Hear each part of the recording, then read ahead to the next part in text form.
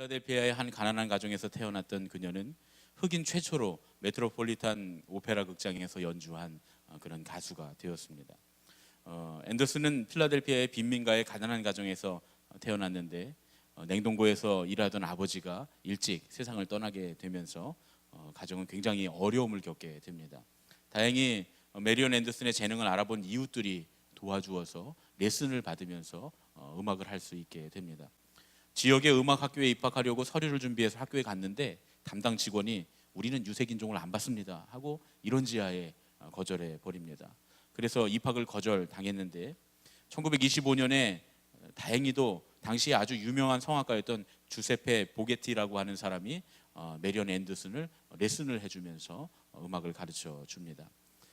뉴욕 필하모닉이 후원하는 콩쿠르에 합격해서 같은 해 8월 26일에 뉴욕 필하모닉과 함께 협연을 하게 되고 이 공연에서 메리온 앤더슨이 유명해집니다. 1930년대 전반에는 유럽의 각국에서 116번에 달하는 그런 순회 공연을 했고 1935년에는 흑인 최초로 짤스부르크 음악제의 무대에 서게 됩니다. 당시 이 공연을 토스카니니가 보았다고 하는데 일부러 기자들을 불러서 기자회견을 자청을 해서 그녀는 100년에 한 번 나올까 말까 한 그런 소리를 가지고 있다. 그녀를 오늘 만난 것에 대해서 내가 하나님께 감사한다. 이런 인터뷰를 했다고 합니다. 그럼에도 불구하고 메리온 앤더슨은 여전히 흑인이라는 이유로 차별 대우를 받습니다. 1939년에 국회 강당에서 공연을 하려고 했는데 오늘 바로 본 그 영상입니다. 국회 강당에서 공연을 하려고 했는데 흑인이라는 이유로 여성단 백인 여성단체에서 거부권을 행사하게 되고 그리고 거절을 당하게 됩니다. 그래서 워싱턴 링컨 광장에서 무료로 야외 공연을 하게 된 겁니다. 여러분들이 보신 것처럼 7만 5천 명의 관중이 모여서 대성황을 이루고 음악회가 끝났는데 마침 그날이 부활주일이었습니다. 부활주일 아침에 음악회를 마치고 나서 메리온 앤더슨이 청중들에게 이렇게 얘기했다 그래요. 차별과 고통은 처음엔 좌절을 주지만 나중엔 나를 강하게 합니다. 주님은 부활하셨습니다. 앉아있지 말고 주님을 위해서 일어나 일하십시오. 이렇게 마지막으로 연설을 했다고 합니다. 오늘 우리가 함께 읽을 말씀은 시편 123편 1절에서 2절 말씀입니다. 시편 123편 1절로 2절 말씀 우리 앞에 화면에 나오니까 함께 한 목소리로 읽었으면 좋겠습니다. 하늘에 계시는 주여 내가 눈을 들어 주께 향하나이다. 상전의 손을 바라보는 종들의 눈같이 여주인의 손을 바라보는 여종의 눈같이 우리의 눈이 여호와 우리 하나님을 바라보며 우리에게 은혜 베풀어 주시기를 기다리나이다. 아멘. 오늘 이 시편 123편의 시인은 메리온 앤더슨과 마찬가지로 심한 차별과 큰 고통을 당해서 좌절에 빠진 사람이었습니다. 3절에 보면 시인이 이렇게 말합니다. 심한 멸시가 우리에게 넘치나이다. 심한 멸시가 우리에게 넘치나이다. 이 멸시라고 번역된 히브리어의 단어는 부즈라고 하는 단어를 쓰는데 이 말은 무례한 행위를 말합니다. 무례한 행위. 시인은 지금 심하게 무례한 행위를 당하고 있다. 그런 얘기입니다. 시인이 당하고 있는 무례함은 그저 일회적으로 우연히 겪은 그런 사건이 아닙니다. 우리는 가끔 무례한 사람들을 만나기도 하죠. 그래서 일회적으로 일시적으로 무례한 행동을 당하기도 합니다. 그럴 때도 기분이 나쁜데 오늘 지금 시인이 당하고 있는 건 그런 게 아니라는 거예요.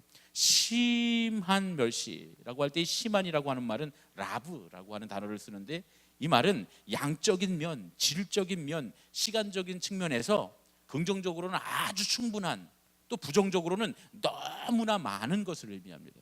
그러니까 다시 말하면 시인은 너무나 많이 너무나 심하게 너무나 오랫동안 이 무례한 일을 당하고 있다. 그런 얘기입니다.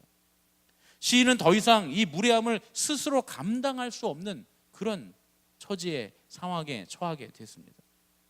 그러면 시인이 당하고 있는 지금 이 무례함이란 무엇인가 하는 거죠.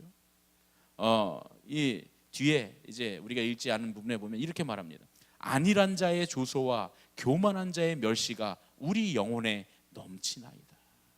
안일한 자의 조소와 교만한 자의 멸시, 이 두 가지가 시인이 당하고 있는 무례함이었습니다.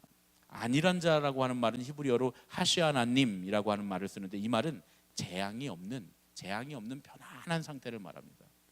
부자들을 일컫는 그런 단어였습니다. 교만한 자라고 하는 말은 리그에오님이라고 하는 말인데, 겸손하지 못한, 거만하고 교만한 사람을 일컫는 그런 말입니다. 이 상황을 우리가 가만히 추리해 보면 지금 시인은 재앙을 만났어요. 재앙을 만나서 평안한 일상을 빼앗긴 사람이고, 어쩔 수 없이 다른 사람에게 무릎을 꿇고 고개를 숙여야 하는 그런 처지에 놓여 있는 사람이다라는 것을 우리가 알 수가 있습니다. 그런데 아무런 문제 없이 부유하고 편안하게 사는 사람들이 재앙을 겪고 있는, 그래서 평안한 일상, 우리가 누릴 수 있는 그냥 그저 평온한 일상조차 누릴 수 없는 그 시인을 비웃고 조롱하고 있다는 거예요. 또 겸손을 모르는 사람들이 가뜩이나 무릎을 꿇고 고개를 숙이고 있는 이 시인에게 심한 모욕을 주고 있다는 거예요. 시인은 지금 그런 고통 속에 처해 있었습니다. 아무데도 하소연할 데가 없는, 누구도 이 사람의 말을 들어주지 않고 조롱하고 멸시하는 그런 상황 가운데 있었습니다.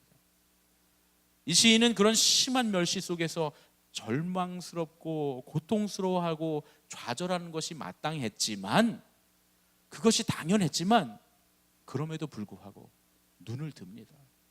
눈을 들어서 하나님을 바라봅니다. 이 시편이 너무 좋아서 제가 이 시편 123편을 원문을 다시 한번 직역해 봤어요. 원문 히브리어를 제가 다시 쭉 보면서 직역을 해봤는데, 제가 직역한 시편 123편 1절부터 3절 상반절까지의 내용을 제가 읽어드리겠습니다. 나는 하늘에 거하시는 당신께 나의 눈을 듭니다. 보소서, 자기 주인의 손을 향하는 종의 눈처럼, 자기 여주인의 손을 향하는 여종의 눈처럼, 우리 하나님께서 우리에게 은혜를 베푸실 때까지 그렇게 우리의 눈이 주님을 향합니다. 주님께서 우리에게 은혜를 베풀어 주소서. 주님께서 우리에게 은혜를 베풀어 주소서. 여기까지가 1절부터 3절까지의 말씀입니다.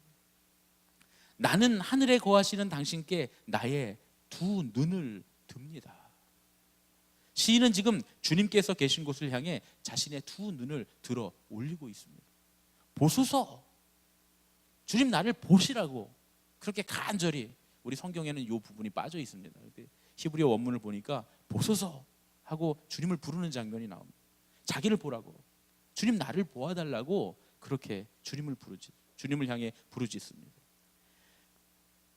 자기 주인의 손을 향하는 종의 두 눈처럼, 자기 여주인의 손을 향하는 여종의 두 눈처럼, 주님만이 나의 삶을 결정하시는 분, 주인이 그 종들의 삶을 결정하는 것처럼, 여주인이 여종들의 삶을 결정하는 것처럼 주님만이 내 삶을 결정하시는 분이시라고, 나는 주님 앞에 마치 종과 같고 여종과 같다고 그렇게 고백합니다. 그러면서 우리 하나님께서 우리에게 은혜를 베푸실 때까지, 언제까지요? 우리 하나님께서 우리에게 은혜를 베푸실 때까지 그렇게 우리의 두 눈이 주님을 향하겠습니다. 주님께서 은혜를 베푸실 때까지 주님께 자신의 두 눈을 고정하고 있겠다고 그렇게 시인이 선언합니다.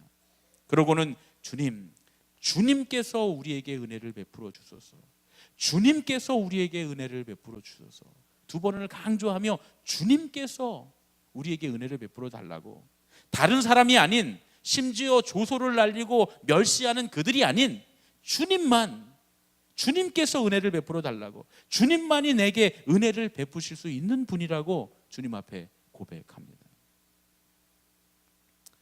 처음에 우리가 함께 영상을 보았던 메리언 앤더슨이 크게 성공을 하고 난 뒤에 기자들이 질문을 합니다. 당신이 가수로 성공하고 나서 가장 기뻤던 때는 언제입니까? 그때 앤더슨이 전혀 기대하지 않던 대답을 해줍니다. 내가 가장 기뻤던 때는 내가 처음 무대에 서던 날, 그날이었습니다. 출연료를 어머니께 갖다 드리면서, 엄마, 이제는 더 이상 남의 집 빨래를 하지 않아도 돼요, 라고 말하던 순간이 가장 기뻤던 순간입니다.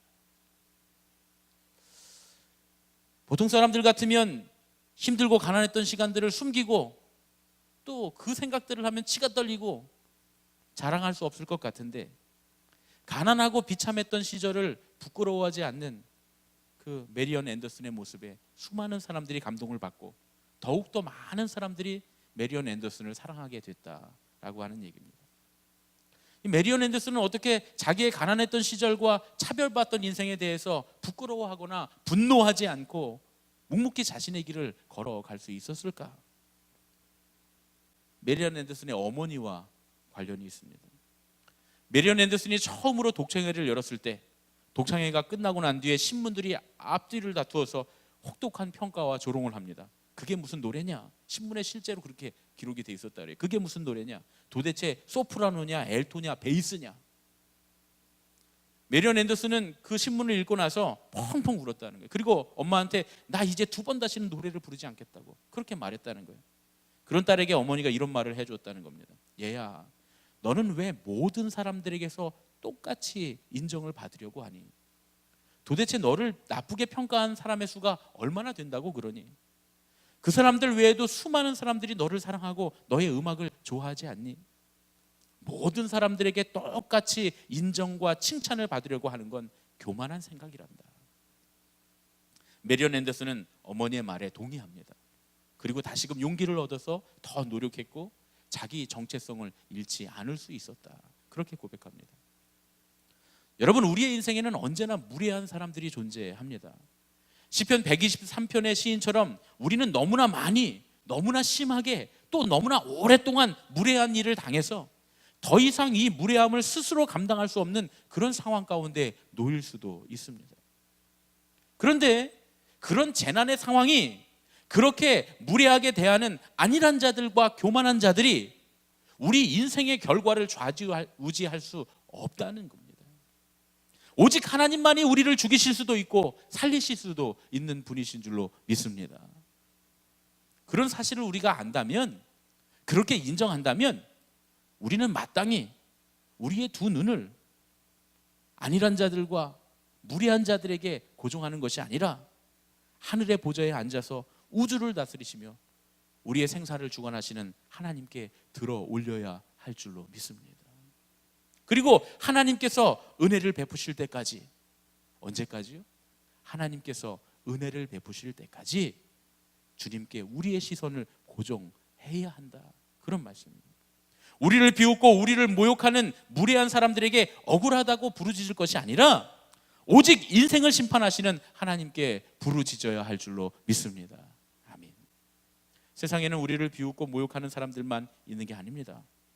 우리를 사랑하는 사람들도 있다는 것을 잊지 말아야 합니다. 그리고 무엇보다 하소연할 때가 하나도 없는 인생이라고 하더라도 단 한 군데, 오직 하늘에 계신 하나님께만 하소연할 수 있다는 사실, 그리고 그 하나님께서는 우리의 부르짖는 소리를 들으시고 반드시 응답하신다는 분, 우리에게 긍휼을 베푸시고 은혜를 베푸시는 분이시라고 하는 사실을 잊지 말아야 할 줄로 믿습니다. 그래서 하나님의 자녀들에게는 어떤 경우에라도 낮은 자존감은 없습니다. 메리언 앤더슨이 차별을 당하고 고난을 당하고 어려움을 당하고 무례한 일들을 당했지만 그럼에도 불구하고 낮은 자존감이 아니라 하나님의 자녀라고 하는 자존감을 가지고 자기의 길을 걸어갈 수 있었던 것처럼, 하나님의 자녀들은 하나님께서 보시고 하나님께서 들으시고 하나님께서 직접 은혜를 베푸시는 사람들이기에 늘 우리의 길을 묵묵히 믿음으로 걸어갈 수 있는 줄로 믿습니다. 오늘 이 시간 우리 함께 너는 내게 부르짖으라 찬양하면서, 주님, 내가 나의 두 눈을 주님께 고정하겠습니다. 이제는 눈을 들어 주님을 바라보겠습니다. 상황이나 형편이나 사람들을 바라보지 않고 주님을 바라보며 주님께서 은혜 베푸실 때까지 주님께만 우리의 눈을 고정하겠습니다. 이 시간 우리 함께 찬양하고 함께 부르짖어 기도하시는 그런 새벽이 되시기를 예수님의 이름으로 축원합니다.